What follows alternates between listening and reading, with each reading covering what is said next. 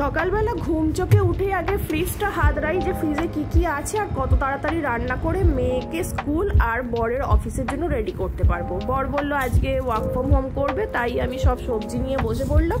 সবজিগুলো শেষ তো করতে হবে, তো বর বললো তাহলে শুক্তোই করে ফেলো না। অনেকদিন শুক্তোই করিনি, শুক্তোর দেখলাম সব মশলাপাতিও আছে। হয়তো তোমরা দেখবে আমি অনেক কিছু সবজি অন্য দিয়েছি, যেমন গাজর ইত্যাদি, বা কচু দিইনি। কিন্তু আসলে সব শুক্তোটা কেন খেতে পছন্দ করে, দুধে এবং মিষ্টি মিষ্টি গন্ধটা অন্যরকম ফ্লেভার থাকে, সেই কারণে। সবজি সেরকম মোটে ওরা খায় না। তো যাই হোক, সেই মতো একটু করলা তেঁতোটাকেও খাওয়ানো হয়, সেই ভেবে শুক্তো করতে করতে কিন্তু মাথায় চলছে আর তার সাথে কি করা যায়।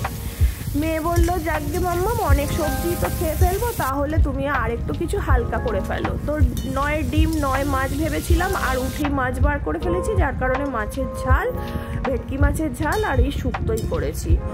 তো আজকে মেয়েরও ওই জন্য টিফিনটা একটু ভালোই দিয়েছি, সেই ভিডিওটা পরে আনছি। কেন কি শুক্তো আর মাছের ঝালে তো তাড়াতাড়ি হয়ে যায়, মেয়েকে ওই জন্য বললাম তোকে তাহলে আজকে পরোটার ওপরই কিছু দিয়ে দেবো।